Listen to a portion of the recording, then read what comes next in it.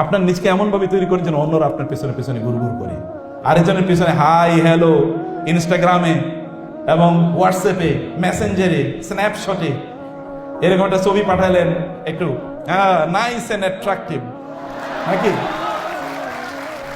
আছে না?